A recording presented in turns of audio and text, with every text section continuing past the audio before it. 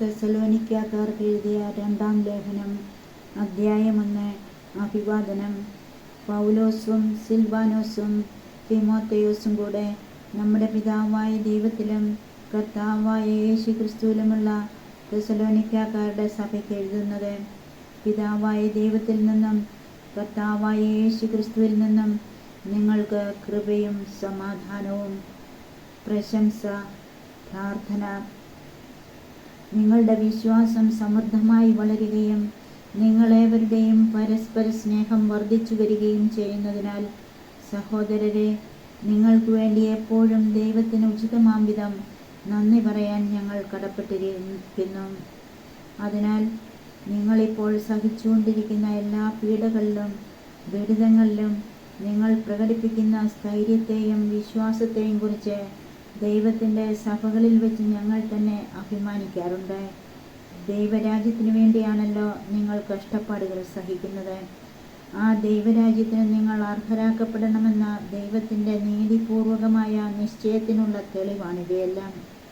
കർത്താവായ യേശു തൻ്റെ ശക്തരായ ദൂതന്മാരോടുകൂടെ അഗ്നിജ്വാലകളുടെ മധ്യേ സ്വർഗത്തിൽ നിന്ന് പ്രത്യക്ഷപ്പെടുമ്പോൾ നിങ്ങളെ പീഡിപ്പിക്കുന്നവരോട് പ്രതികാരം ചെയ്യുക എന്നതും യാതനകൾക്കിരയായി നിങ്ങൾക്ക് ഞങ്ങളോടൊപ്പം സമാശ്വാസം നൽകുക എന്നതും ദൈവത്തിൻ്റെ നീതിയാണ്. അപ്പോൾ അവൻ ദൈവത്തെക്കുറിച്ച് അജ്ഞത പുലർത്തുന്നവർക്കും നമ്മുടെ കർത്താവായ യേശു ക്രിസ്തുവിൻ്റെ സുവിശേഷം അനുസരിക്കാത്തവർക്കും എതിരായി പ്രതികാരം ചെയ്യും. അവർ കർത്താവിൻ്റെ സന്നിധിയിൽ നിന്നും അവൻ്റെ ശക്തിയുടെ മഹത്വത്തിൽ നിന്നും തിരസ്കരിക്കപ്പെട്ട് നിത്യനാശം ശിക്ഷയായി അനുഭവിക്കും. കർത്താവ് തൻ്റെ വിശുദ്ധരിൽ മഹത്വപ്പെടുന്നതിനും ഞങ്ങൾ നിങ്ങൾക്ക് നൽകിയ സാക്ഷ്യം മുഖേന വിശ്വാസികളായവരിലൂടെ കീർത്തിക്കപ്പെടുന്നതിനുമായി ആ ദിവസം അവൻ വരുമ്പോൾ ഇത് സംഭവിക്കും. നമ്മുടെ ദൈവം നിങ്ങളെ തൻ്റെ വിളിക്ക് യോഗ്യരായി പരിഗണിക്കുന്നതിനും നിങ്ങളുടെ എല്ലാ സദുദ്ദേശ്യങ്ങളും വിശ്വാസത്തിൻ്റെ പ്രവൃത്തികളും തൻ്റെ ശക്തിയാൽ പൂർത്തിയാക്കുന്നതിനുമായി ഞങ്ങൾ സദാ പ്രാർത്ഥിക്കുന്നു.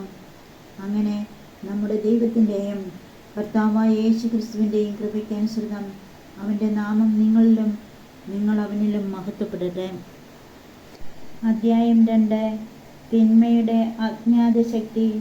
നമ്മുടെ കർത്താവായ യേശു ക്രിസ്തുവിൻ്റെ പ്രത്യാഗമനത്തെയും അവൻ്റെ സന്നിധിയിൽ നാം സമ്മേളിക്കുന്നതിനെയും പറ്റി സഹോദരരെ, ഞങ്ങൾ നിങ്ങളോട് അപേക്ഷിക്കുന്നു. കർത്താവിൻ്റെ ദിവസം വന്നു കഴിഞ്ഞുവെന്ന് സൂചിപ്പിക്കുന്ന പ്രവചനത്താലോ പ്രസംഗത്താലോ ഞങ്ങളുടേതെന്ന് അവകാശപ്പെടുന്ന ലേഖനത്താലോ നിങ്ങൾ പെട്ടെന്ന് ചഞ്ചലചിത്തരും അസ്വസ്ഥരുമാകരുത്. ആരും നിങ്ങളെ ഒരു വിധത്തിലും വഞ്ചിക്കാതിരിക്കട്ടെ. എന്തെന്നാൽ ആ ദിവസത്തിന് മുൻപ് വിശ്വാസത്യാഗമുണ്ടാവുകയും നാശത്തിൻ്റെ സന്താനമായ അരാജകത്വത്തിൻ്റെ മനുഷ്യൻ പ്രത്യക്ഷപ്പെടുകയും ചെയ്യേണ്ടിയിരിക്കുന്നു.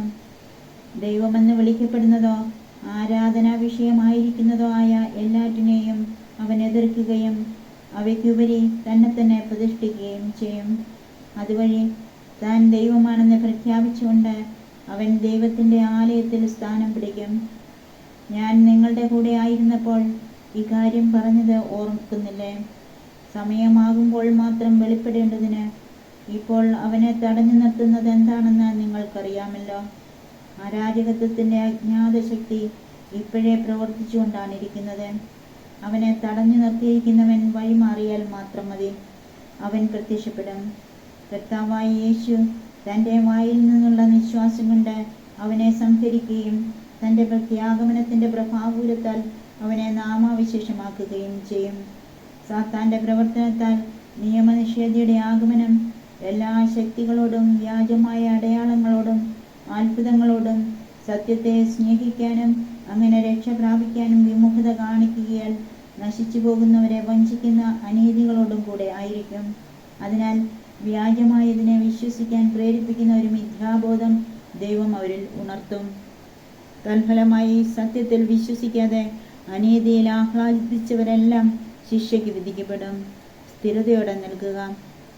എന്നാൽ കർത്താവിൻ്റെ വാത്സല്യഭാജനങ്ങളായ സഹോദരരെ, ആത്മാവ് മുഖേനയുള്ള വിശദീകരണത്താലും സത്യത്തിലുള്ള വിശ്വാസത്താലും രക്ഷയ്ക്കുള്ള ആദ്യഫലമായി നിങ്ങളെ ദൈവം തിരഞ്ഞെടുത്തിരിക്കുന്നു.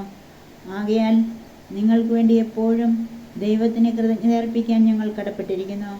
നമ്മുടെ കർത്താവായ യേശു ക്രിസ്തുവിൻ്റെ മഹത്വം നിങ്ങൾക്ക് ലഭിക്കുന്നതിന് വേണ്ടി ഞങ്ങളുടെ സുവിശേഷത്തിലൂടെ അവിടുന്ന് നിങ്ങളെ വിളിച്ചു. അതിനാൽ സഹോദരരെ, ഞങ്ങൾ വചനം മുഖേനയോ കത്ത് മുഖേനയോ നിങ്ങളെ പഠിപ്പിച്ചിട്ടുള്ള പാരമ്പര്യങ്ങളെ മുറുകെ പിടിക്കുകയും അവയിൽ ഉറച്ചു നിൽക്കുകയും ചെയ്യുവിൻ.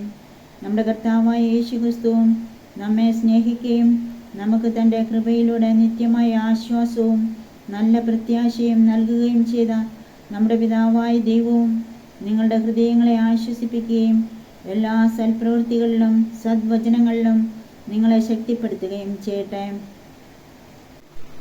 അധ്യായം 3. പ്രാർത്ഥന ആവശ്യപ്പെടുന്നു.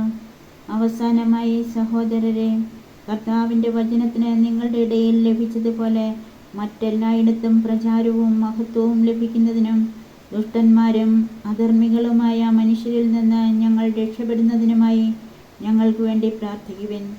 കാരണം വിശ്വാസം എല്ലാവർക്കുമില്ല, എന്നാൽ കർത്താവ് വിശ്വസ്തനാണ്. അവിടുന്ന് നിങ്ങളെ ശക്തിപ്പെടുത്തുകയും ദുഷ്ടനിൽ നിന്ന് കാത്തുകൊള്ളുകയും ചെയ്യും.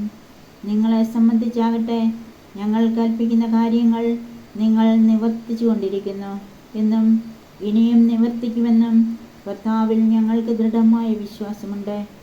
ദൈവത്തിൻ്റെ സ്നേഹത്തിലേക്കും ക്രിസ്തു നൽകുന്ന സ്ഥൈര്യത്തിലേക്കും കർത്താവ് നിങ്ങളുടെ ഹൃദയങ്ങളെ നയിക്കട്ടെ.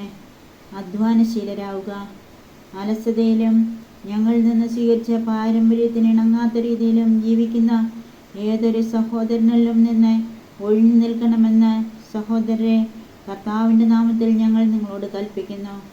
എങ്ങനെയാണ് ഞങ്ങളെ അനുകരിക്കേണ്ടതെന്ന് നിങ്ങൾക്ക് തന്നെ അറിയാമല്ലോ. നിങ്ങളുടെ കൂടെ ആയിരുന്നപ്പോൾ ഞങ്ങൾ അലസരായിരുന്നില്ല. ആരിലും നിന്ന് ഞങ്ങൾ അപ്പം ദാനമായി വാങ്ങി ഭക്ഷിച്ചിട്ടില്ല. ആർക്കും ഭാരമാകാതിരിക്കാൻ വേണ്ടി ഞങ്ങൾ രാപകൽ കഷ്ടപ്പെട്ട് കഠിനാധ്വാനം ചെയ്തു. ഞങ്ങൾക്ക് അവകാശമില്ലാഞ്ഞിട്ടല്ല, അനുകരണാർഹമായ ഒരു മാതൃക നിങ്ങൾക്ക് നൽകാനാണ് ഇങ്ങനെ ചെയ്തത്.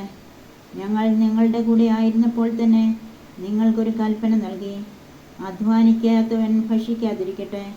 എല്ലാ കാര്യങ്ങളിലും ഇടപെടുകയും എന്നാൽ ഒരു പ്രവൃത്തിയും ചെയ്യാതെ അലസരായി കഴിയുകയും ചെയ്യുന്ന ചിലർ നിങ്ങളുടെ ഇടയിലുണ്ടെന്ന് ഞങ്ങൾ കേൾക്കുന്നു.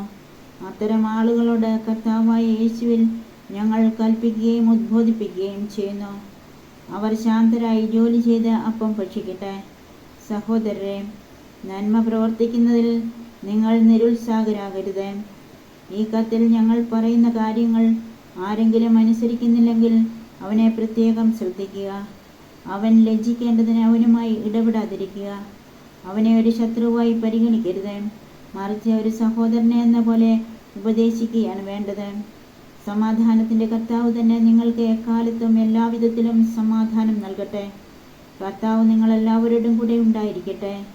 ഈ അഭിവാദനം പൗലോസായ ഞാൻ എൻ്റെ കൈകൊണ്ട് തന്നെ എഴുതുന്നതാണ്. എല്ലാ കത്തുകളിലും ഇത് എൻ്റെ അടയാളമാണ്. നമ്മുടെ കർത്താവായ യേശു ക്രിസ്തുവിൻ്റെ കൃപ നിങ്ങളെല്ലാവരോടും കൂടെ ഉണ്ടായിരിക്കട്ടെ.